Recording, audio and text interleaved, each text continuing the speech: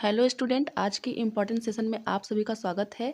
तो स्टूडेंट, आज के सेशन में हम पढ़ने वाले हैं आरटीई एक्ट के बारे में, जिसको हम लोग बोलते हैं राइट टू एजुकेशन, शिक्षा का अधिकार अधिनियम, जो कि आया था आपका 2009 में।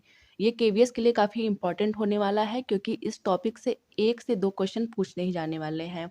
इसके पहले वीडियो में हम लोगों ने एनसीएफ 2005 के बारे में बात किया है, एनईपी 2020 के बारे में बात किया है। आज हम बात करने वाले हैं आरटीई एक्ट 2009 के बारे में। चलिए देर न करते हुए वीडियो को शुरू करते हैं और पूरा सब कुछ पढ़ लेते हैं कि आरटीई एक्ट क्या होता है और ये क्यों आया था। देखिए, आरटीई एक्ट जो है, सबसे पहले जो उसका निर्माण वर्ष है 2009 में आया था। जैसा कि हम पढ़ते हैं आरटीई एक्ट 2009, ये आया तो था 2009 में, लेकिन यह लागू किया गया था अप्रैल 2010 में। ये पूरे भारत में लागू किया गया था।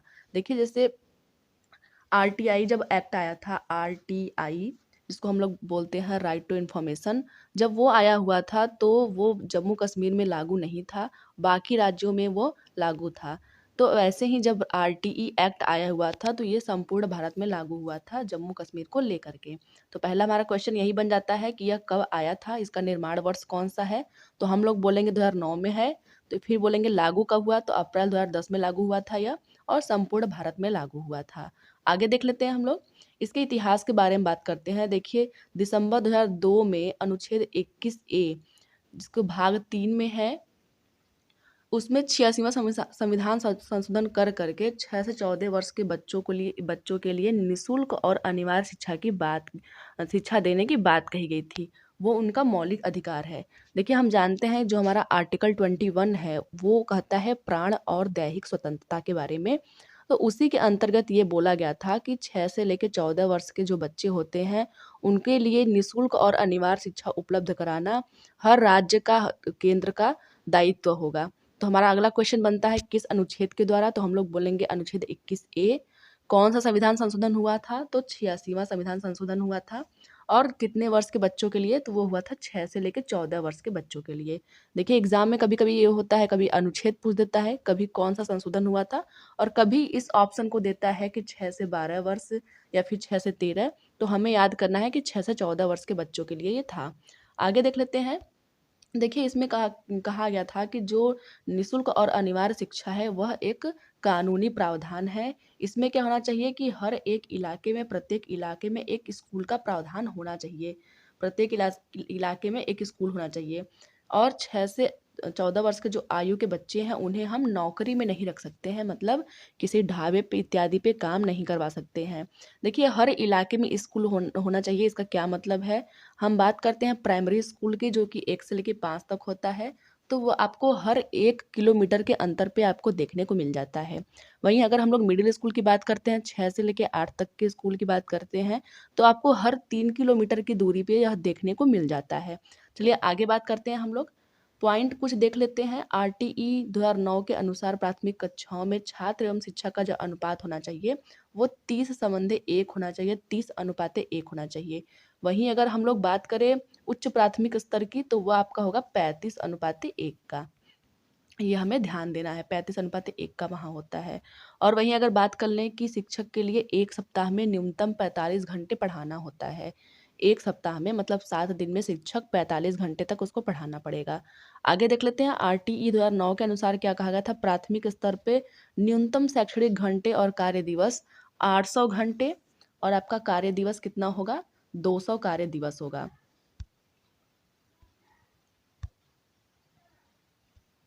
ये पॉइंट आप लोग को नोट करना है कि कितने घंटे, 800 घंटे। 800 घंटे हमें करना है, और कितना, 200 दिन तक। देखिए, यही अगर हम लोग उच्च प्राइमरी स्तर की बात करें, तो वह अलग हो जाता है। आगे हम लोग देख लेते हैं, आरटी 2009 के अनुसार प्राथमिक स्तर पे एक अध्यापक को प्रतिदिन 4 घंटे पढ़ाना होता है। मतलब एक दिन में एक शिक्षक को 4 घंटे पढ़ाना होता है। इसको भी आप लोग नोट कर लीजिएगा। देखिए, इस चैप्टर का जितना भी इम्पोर्टेंट पॉइंट है, सभी हम लोगों ने ऐड कर दिया है, तो आप लोग हर पॉइंट को ध्यान से देखिएगा कि कौन सा पॉइंट क्या कह रहा है। तो प्राथमिक स्तर पे प्रतिदिन एक शिक्षक को 4 घंटे पढ़ाना है। वहीं अगर उच्च प्राथमिक की बात करें तो 4.5 घंटे पढ़ाने की बात होती है। चलिए आगे देख लेते हैं हम लोग। देखिए, एक होता है एसएमसी, स्कूल मैनेजमेंट कमेटी, उसको हम लोग देखते हैं क्या होता है। देखिए, जो एसएमसी होता है, क्वेश्चन ये आता है कि इसका अध्यक्ष कौन होता है। तो हम जानते हैं कि जो एसएमसी होता है उसका अध्यक्ष जो होता है अभिभावक होता है।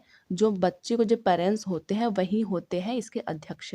बच्चा लेकिन कौन सा हो, जो उस स्कूल में पढ़ता हो। जो बच्चा स्कूल में पढ़ रहा है उसी के पेरेंट्स क्या होंगे, एसएमसी के सदस्य अध्यक्ष होंगे।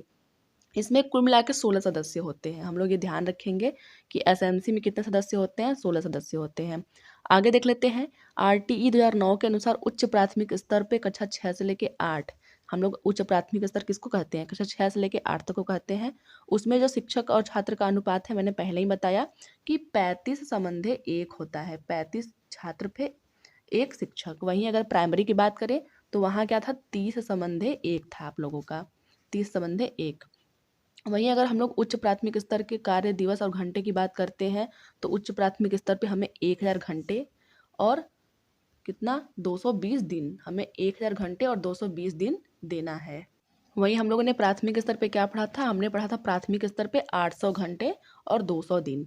आगे देख लेते हैं। उच्च प्राथमिक स्तर पे एक अध्यापक को 4.5 घंटे पढ़ाना होता है। मैंने आप लोगों को पहले ही बताया था कि उच्च स्तर पे एक अध्यापक को 4.5 घंटे पढ़ाना होता है। वहीं अगर प्राथमिक की बात करें तो 4 घंटे होता है, आधे घंटे कम होते हैं। प्राइमरी के अध्यापक को आधा घंटा कम पढ़ाना होता है। आगे देख लेते हैं हम लोग। यदि प्राथमिक स्तर पर एक विद्यालय में कुल 240 बच्चे हैं तो इसके लिए 6 अध्यापक होंगे।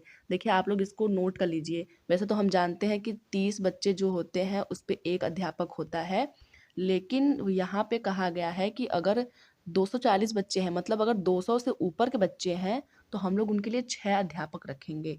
वहाँ जो अनुपात आपका होता है वो हो जाता है 40 संबंधे 1 का। यहाँ हम लोग 30 की बात कर रहे हैं, वहाँ आपका हो जाता है 40 अनुपाते 1 का रेशियो बन जाता है।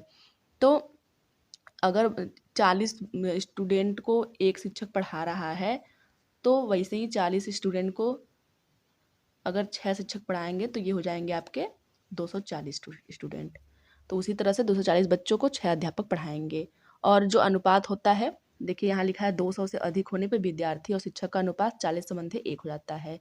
40 बच्चों पे 1 शिक्षक। आरटी 2009 के अनुसार कहा गया था कि प्राइवेट स्कूलों में 25% जो सीटें होती हैं वो निर्धन छात्रों के लिए रिजर्व होता है। देखिए जो 25% जो सीटें होती हैं वो हर एक प्राइवेट स्कूल में रिजर्व होती हैं निर्धन विद्यार्थियों के लिए। आप अगर जा रहे हो एडमिशन के लिए, वहाँ पे अगर आपसे किसी प्रकार का शुल्क मांगा जाता है तो उसका 10 गुना शुल्क की भरपाई प्राइवेट कॉलेजों को करना पड़ सकता है अगर इन फ्यूचर कोई दिक्कत हुई तो। इसलिए क्या करना है कि 25% जो सीटें हैं निर्धन छात्रों के लिए आरक्षित है, हमें इस पे कोई भी फीस नहीं देनी है। आगे हम लोग देख लेते हैं। 1 से 5 तक के जो विद्यार्थी होते हैं उनके जो विद्यालय की दूरी होती है वो 1 किलोमीटर होती है। जैसा मैंने आपको पहले ही बताया था कि जो प्राथमिक स्कूल की जो दूरी होती है वो 1 किलोमीटर होती है। वहीं अगर उच्च प्राथमिक स्तर की बात करें 6 से 8 की, तो उनके विद्यालय की दूरी 3 किलोमीटर की होती है। ये भी पॉइंट काफ़ी बार एग्जाम में पूछा है तो आप लोग इसको नोट कर लीजिएगा। आगे देख लेते हैं। देखिए हमारा एक पॉइंट ये है कि जो प्राइवेट ट्यूशन जो होता है वो सरकारी शिक्षक नहीं पढ़ा सकते हैं। ये आप सभी को पता होगा। लेकिन क्वेश्चन ये पूछता है कि यह किस धारा में उल्लिखित है, तो हम लोग बोलेंगे कि धारा 28। धारा 28 ये कहता है कि जो शिक्षक है, जो सरकारी शिक्षक है वो प्राइवेट ट्यूशन नहीं पढ़ा सकते हैं। वहीं अगर हम लोग छात्र और शिक्षक के अनुपात की बात करें, जो कि हम लोग बोलते हैं 30 संबंधे 1 या फिर 35 संबंधे 1, उसका वर्णन किस में है, तो हम लोग बोलेंगे धारा 25 में है। ये कुछ मुख्य धाराएं हैं, आप लोग थोड़ा देख लीजिएगा। आगे है शिक्षक और छात्र और शिक्षक का अनुपात में प्रिंसिपल शामिल नहीं होते हैं। जैसे मैंने बताया कि 30 और 1 का जो अनुपात बन रहा है उसमें ऐसा नहीं है कि प्रिंसिपल को हम लोग काउंट करेंगे। प्रिंसिपल को हमेशा छोड़ करके हम लोग काउंट करते हैं कि 30 बच्चों पे एक शिक्षक होना चाहिए। आरटीई का पूरा नाम कभी कभी पूछ लेता है तो हम जानते हैं राइट टू एजुकेशन, निःशुल्क और अनिवार्य बाल शिक्षा का अधिकार अधिनियम 2009 होता है। चलिए कुछ क्वेश्चन देख लेते हैं। पहला हमारा क्वेश्चन है, आरटीई एक्ट 2009 के अनुसार एक शैक्षणिक वर्ष में कक्षा 1 से 5 में कार्य दिवसों की व शैक्षिक घंटों की न्यूनतम संख्या कितनी होनी चाहिए। देखिए यहाँ पे 1 से 5 तक के बारे में पूछा हुआ है तो हम लोग जानते हैं कि 200 कार्य दिवस होना चाहिए और 800 घंटे होना चाहिए। तो हमारा ऑप्शन नंबर डी बिल्कुल सही है, 200 कार्य दिवस और 800 घंटे। देखिए क्वेश्चन इसी प्रकार से पूछता है, हल्का हल्का चारों ऑप्शन में डिफरेंट है, आप लोग कंफ्यूज हो सकते हो। इसलिए क्या करना है कि बहुत ही बारीकी से हमें पढ़ना है कि क्या होता है इसका आंसर। तो हमें याद है कि 200 कार्य दिवस और 800 घंटे। वहीं अगर उच्च प्राथमिक की बात करें तो वहाँ होता है 250 कार्य दिवस और 1000 घंटे। आगे देख लेते हैं हम लोग। शिक्षा का अधिकार अधिनियम 2009 किस धारा में उल्लिखित है कि सरकारी शिक्षक प्राइवेट ट्यूशन नहीं करा सकता है? तो आप लोग आंसर देने की कोशिश कीजिए। ऑप्शन हमारा है धारा 25, धारा 28, धारा 27, धारा 30। तो हम जानते हैं कि धारा 28 में कहा गया है कि कोई भी सरकारी शिक्षक प्राइवेट ट्यूशन नहीं पढ़ा सकता है। आगे देख लेते हैं क्वेश्चन हमारा। आरटीई एक्ट 2009 के अनुसार शिक्षक हेतु न्यूनतम प्रति सप्ताह कितने कार्य घंटे हैं? देखिए यहाँ प्रति सप्ताह की बात किया गया है, तो हम लोग ऑप्शन पढ़ लेते हैं। 40 घंटे, 45 घंटे, 50 घंटे, 43 घंटे। तो आप लोग आंसर देने की कोशिश कीजिएगा। तो हम लोगों ने क्या पढ़ा था? हम लोगों ने पढ़ा था कि एक सप्ताह में प्रति सप्ताह में न्यूनतम जो शैक्षिक कार्य दिवस है वो कितना होना चाहिए? 48 घंटे होना चाहिए। एक सप्ताह में एक शिक्षक को 45 घंटे पढ़ाना ही चाहिए। तो हमारा इसका राइट ऑप्शन बी हो गया। तो आगे देख लेते हैं हम लोग। चौथा हमारा क्वेश्चन है, शिक्षा के अधिकार अधिनियम द्वारा गरीब बच्चों के लिए निजी विद्यालयों में कितने प्रतिशत सीटें आरक्षित की गई हैं? तो आप लोग ये आंसर देने की कोशिश कीजिए। ऑप्शन नंबर पहला हमारा है 30%, दूसरा है 25%, तीसरा है 40%, चौथा है 10%। तो हम जानते हैं कि 25% जो सीटें हैं वो हमारा प्राइवेट स्कूलों में रिजर्व होता है गरीब बच्चों के लिए। तो इसका ऑप्शन नंबर बी हो जाएगा। आगे देख लेते हैं। पांचवा हमारा क्वेश्चन है, भारतीय संविधान में शिक्षा किस सूची का विषय है?